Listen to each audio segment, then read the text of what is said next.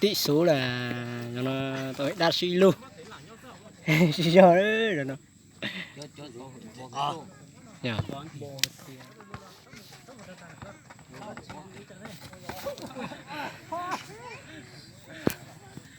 không sao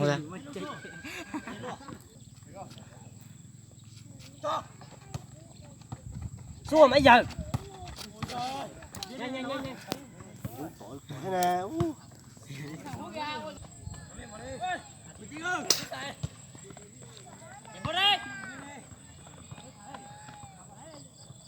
đây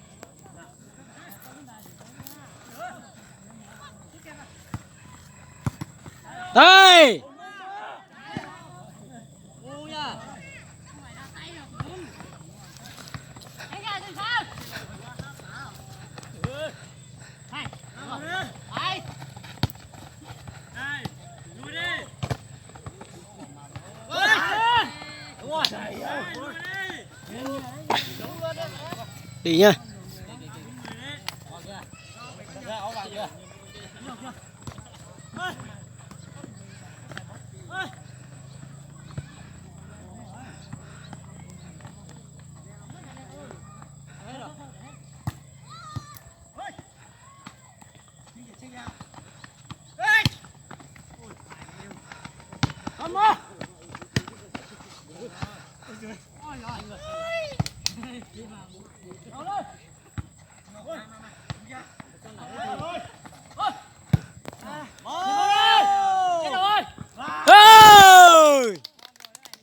Tỷ số là 0-0.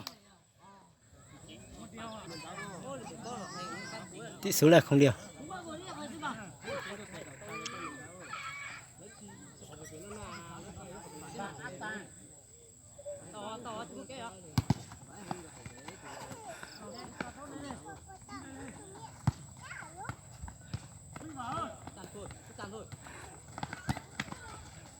Ba được có chưa? Xa đi.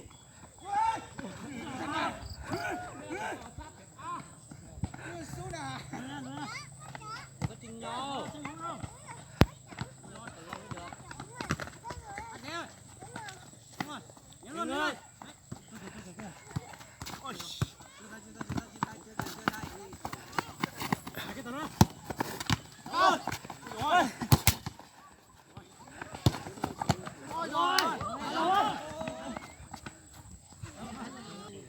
Quanh nhịp bó nào mà nó mai thích chạy bó rồi giờ.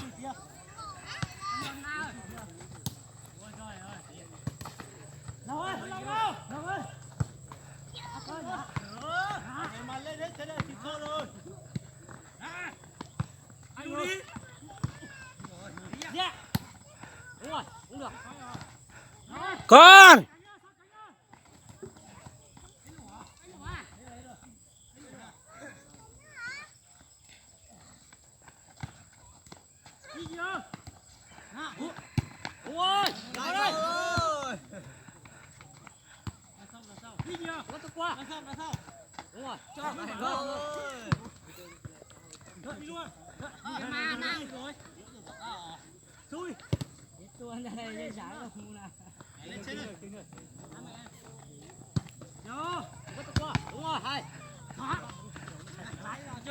nhà lại cho bà.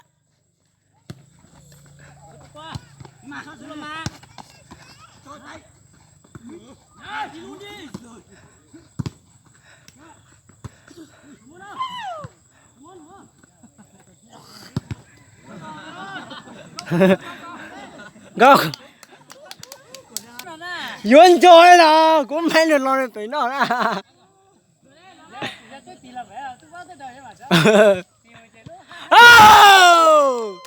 Tỷ số là 2-1.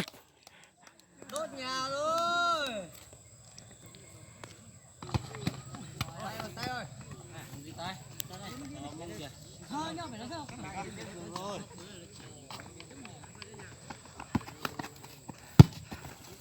Có thể ư để cho nào.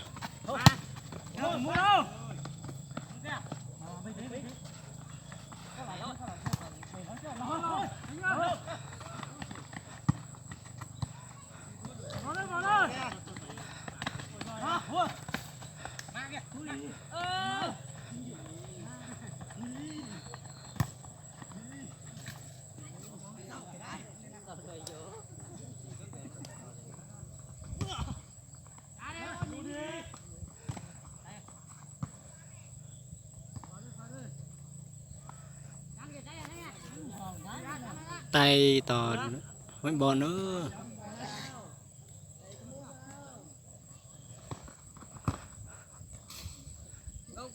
không được.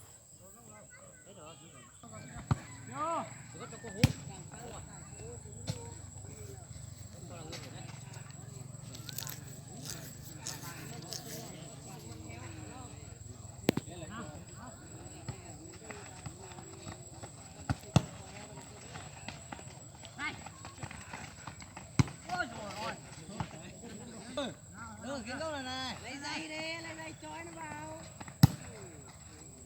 Bắt mũi tay.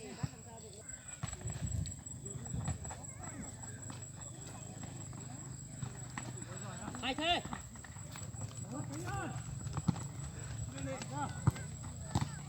Thôi được rồi.